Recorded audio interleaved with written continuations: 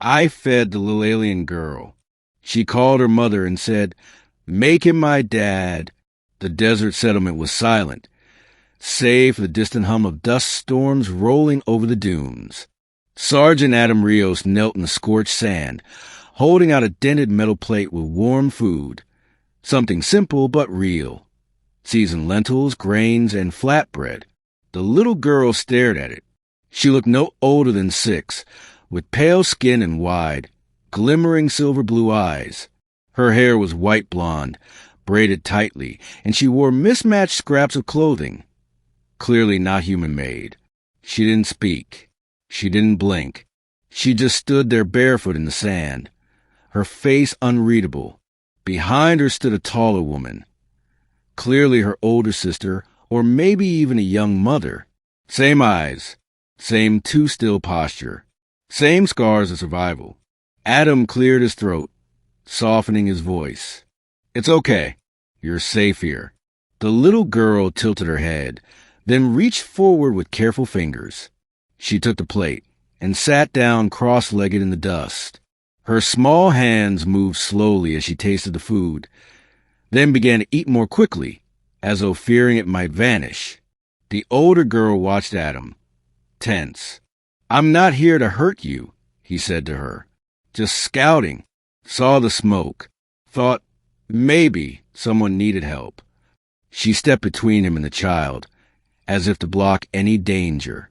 "We don't trust soldiers." Adam nodded. "Can't blame you." He noticed her strange boots, made from some kind of scaled hide. The exposed skin on her arm shimmered faintly in the sun, like it caught more light than normal human skin. They weren't from Earth, and yet they looked so human. He lowered his weapon slowly and set on the ground beside him. "Name's Adam." The older girl stared, then replied, "Saria, this is my sister, Eli." "Hi, Eli," Adam said gently. The girl looked up at him, her cheeks puffed full of food. Then, with sudden, urgent excitement, she pulled out a small black cube from her belt and pressed it. A soft blue glow appeared. The hologram formed midair, static flickering into a taller, elegant figure. A woman, alien, but unmistakably maternal. Silver tattoos shimmered on her skin, and long white hair framed her calm, regal face. The little girl chirped in her language, musical, quick, full of strange rhythm. The cube translated with a small delay. "Mother, he gave me food. He's kind, make him my father." Saria stiffened. "Eli." But Adam just stared, stunned. What did she say? The hologram paused.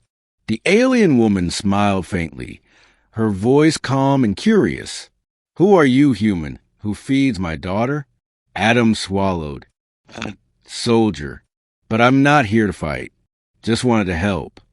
The mother's gaze was distant yet sharp. "Help is not common from your kind. My daughters are alone. Their ship was downed. Their father died defending them." Adam looked at the two girls, suddenly understanding the depth of their silence. Stranded, orphans in an alien land. "I'm sorry," he said. "I didn't know." Eli stood up, wiped her hands on her shorts, and walked over to Adam. She wrapped her tiny arms around his neck and hugged him. Adam froze. Saria exhaled. She never touches strangers. Eli looked at her mother's hologram again and said softly, "He's warm. Like Dad was. I want to keep him." The alien mother tilted her head, considering. "Will you protect them, Adam of Earth?" He looked between the two girls and gave a small nod. "Yeah, I will." Later that night, Adam gathered what he could. Blankets, rations, water filters. The sisters had been sheltering in the remains of an old adobe structure, half crushed by time and sun. He reinforced the roof and set up a heat shield dome from his emergency kit. Saria finally spoke as they sat by a fire he built. "You're different. Most soldiers would have taken a lie. Or tried to."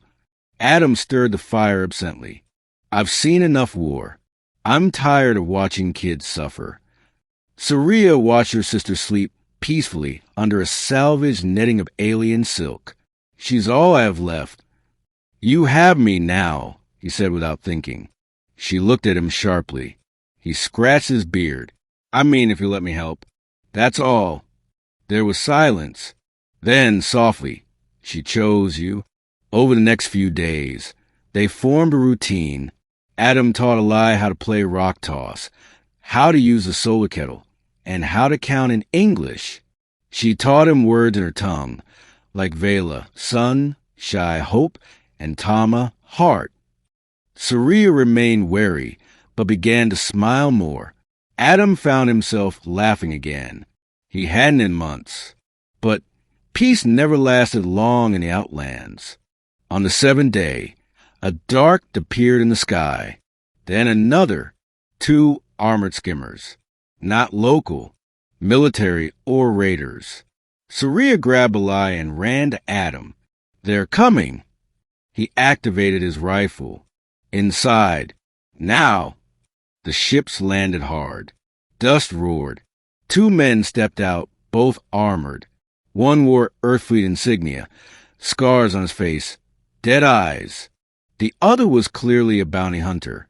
Sergeant Rios, the first man said, "You got something that doesn't belong to us." Adam stepped between them and the house. They're not property. Alien survivors of a downed craft. The bounty hunter growled. Big price on their heads. Tech value alone. Adam raised his weapon. You walk away. Now. You gonna shoot a fellow Earthfleet veteran? If you touch that girl, Adam said coldly, you're not a veteran anymore. You're just another monster. The bounty hunter reached for his sidearm. A bolt of glowing blue struck the ground between his feet. Saria stood behind Adam, holding her mother's plasma pistol. Small, elegant, and very deadly. This is your only warning, she said. The 2 men exchanged a look, then backed off. We'll report this, the Earthfleet man warned. You do that, Adam replied. That night, Eli cuddled beside him, her tiny hand gripping his. You didn't let them take me, she whispered. Never, he said. She smiled sleepily. You're my dad now. He blinked. You sure about that?